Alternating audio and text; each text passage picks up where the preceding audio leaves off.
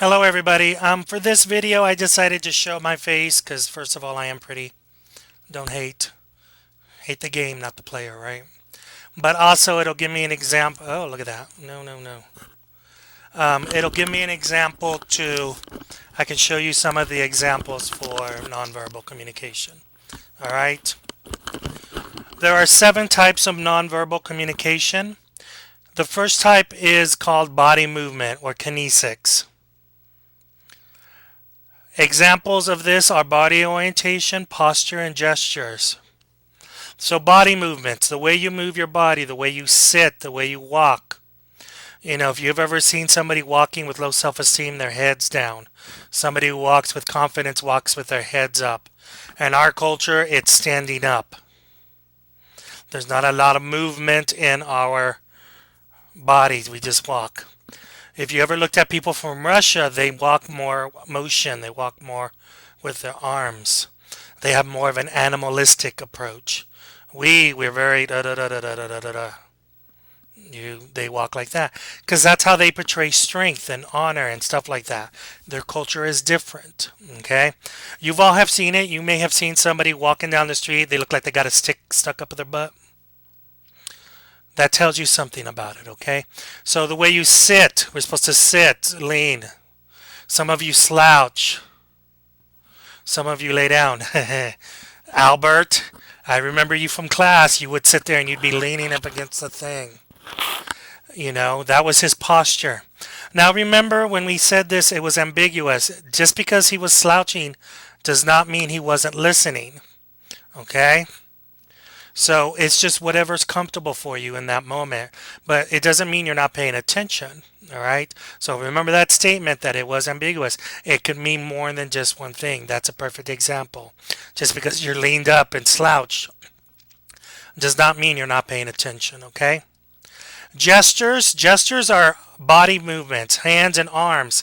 But if you see down here, it also says face and eyes. Okay? So it's not just hands and arms, it's your whole body. So your head, boom, boom, boom. Illustrators, this help illustrate something, so you need to hear the words in order for it to understand. So if you listen to me and I say I went fishing and caught a fish and it was this big. There we go.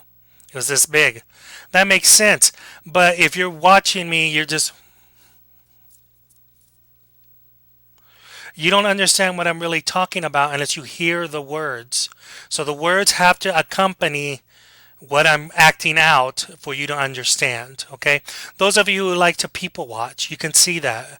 You can't hear them, but you see them moving and talking, and you make up the words in your own head. Of course, if you heard what they were saying, you'd be able to understand it better. Emblems have precise meaning in specific cultures. So in American culture, thumbs up either means I need a ride or good job. In England, it means up yours. Really offensive. So remember, everything means different things in a culture. Okay? Here in America, if you tell a waitress, psst, if you hiss at her, it's rude. But in Spain, you can do that. You can tell her, psst. She knows that's an emblem that's specific to her culture.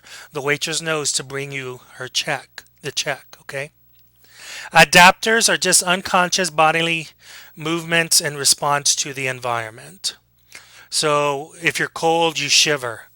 Now these are done without thinking. You don't say, okay, it's 9:59 p.m. I will shiver. Your body just does it as a response. If the lights are off and somebody turns it on, you squint your eyes. That's an adapter. Okay? Manipulators. This is a little bit different. This could be done intentionally. If I'm talking to you and I wink at you and I'm like, oh, you did it. Don't lie. It's just I'm picking on you. I'm teasing you. It's a manipulator. Or I could be talking to a friend and I'll be like, wink, let's pick on him. So I go, hey, he did it. And then the other guy plays along and we start picking on you. That's a manipulator. That wink wink is intentional. Other things you can do without thinking. Like, remember, I don't know if we went over this in class, but there's 4 of us. I'm the third of 4 children. I have an older sister, a brother, me, and then my younger brother. My mother can always tell when we were lying because my sister would talk louder and faster. So if you accused her of something, she would, "Why do you always blame me? What are you always blaming me for? I don't ever do anything and you always blame me." We knew she was lying because she got nervous, so she would talk louder and faster. That was her clue. That was her deception, leakage, that she was lying. My older brother just, my older brother just went, he froze. You'd be like, "You did it, didn't you? Say something. You did it. I know you did it." He like went possum. He played dead. He just, if I don't say anything, then they'll leave me alone. That was my brother. So my mother knew when he was lying. He was lying because me, I smiled. Remember, I don't smile. So when my mom would say, "Simon, you did it," I'd put the angelic face. I would smile. So, "Simon, you were the one who did it." "Mom, why would you think I did it? I never did that. Why would I do that? Come on, Mom, you know me better than that." And she'd be like, "You're lying." "Why am I lying? Come on, Mom, I would never lie to you. I'm your little boy." "You liar, mentiroso," and she'd hit me with her chancla. But she knew I was lying because I don't smile. So right away I try to be like, "Little angel, go, goodbye, good Simon." My little brother would just repeat what you said. So I'd be like, "I know you took my $5. Someone took your $5? You did it. You think I did it? Well, somebody had to take it. Somebody took $5?" We knew he was lying because he would just answer you with your own question. So that was manipulators. We tried to, I tried to put the angelic face on. All of that just to show that I was honest. Okay? That's what a manipulator is. It is to intentionally be malicious, to cause harm, or maybe it's a surprise birthday party and they're trying to take you to the apartment. They're like, "Hey, let's go inside." Hey, there's no party in there for you. Nobody's in there to scream, "Surprise, my screen just went blank. Come back." So, that's what manipulators are. I'll give you guys some examples in a minute for this, okay? Face and eye expression. So, face. So, you have this part up here. There's 8 positions for your eyebrows. So, the angry, the confused, surprised, happy. Okay, those ladies who have to color their eyebrows in, they can just erase them. Then there's 8 position for your eyes. Stoner eyes. Hey, Holmes. Angry eyes. And then there's 12 positions for your chin. Well, if you're like me and Pepe Le Pew, you can't really see it. But, so think of all the emotions. Stand in the mirror one day and you'll laugh at yourself. Those are all positions you can do, okay? Now, a micro expression is an example under face and eyes. Micro expressions happen really, really fast. If you're not paying attention, you're going to miss it, okay? So if I'm sitting there and I'm talking to Morgan, and Morgan says something funny, or maybe I think it's funny and she doesn't, and I want to laugh, but I don't want to make her mad. So she says something and I go really fast. That's a micro expression. If she's not paying attention to me, she's going to miss it.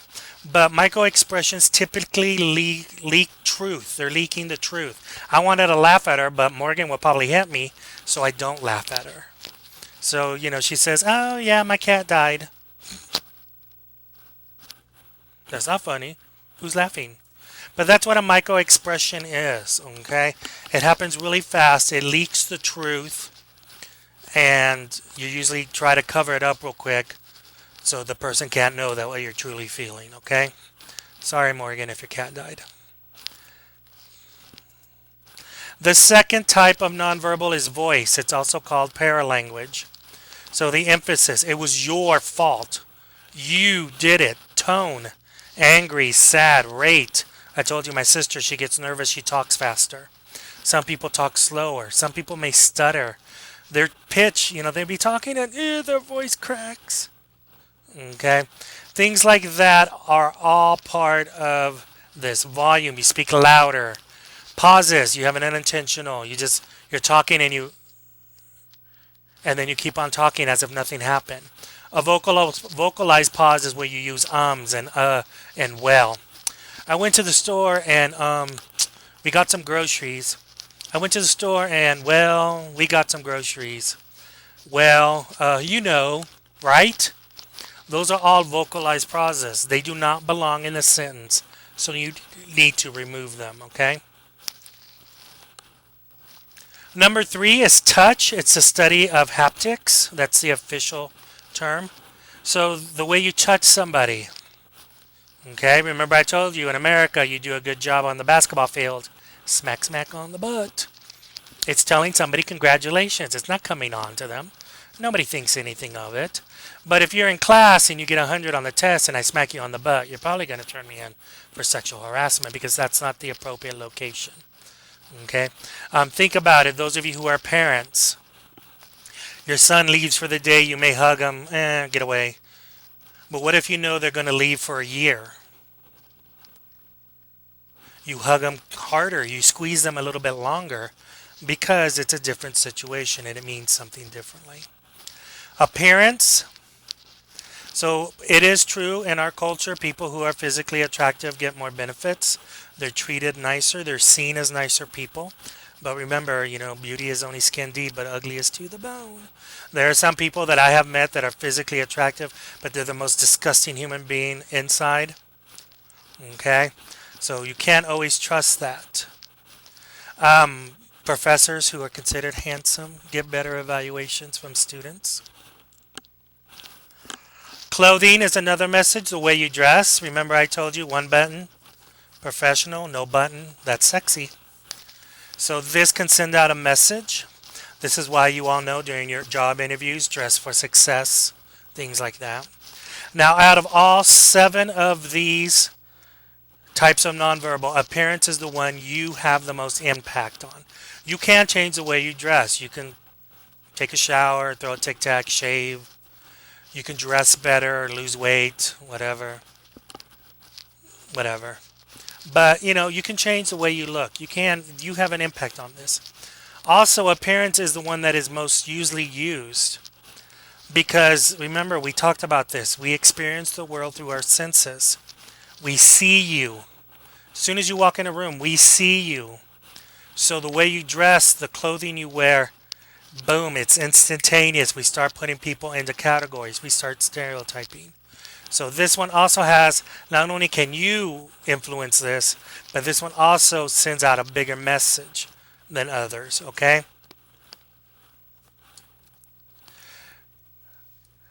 Physical space, which is also known as proxemics, is the next one. There are some distances here. I believe it's Jeff Hall in your textbook. There's the intimate distance, so that's like 18 inches or close. Can slip that tongue in. Huh? Okay, that was gross. But anyway, this is kissing. This is personal. This is with a loved one. Personal distance, maybe family, friends.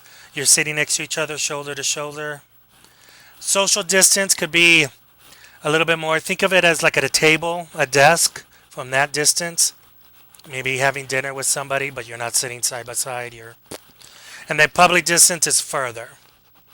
Okay? Now remember, this is our culture in America. Remember, our intimate distance is 18 inches or closer. In Afghanistan, this is their social distance. Afghanistan culture, they stand face to face just to say, hi, how are you? I'm good, how are you doing? It is this close to each other.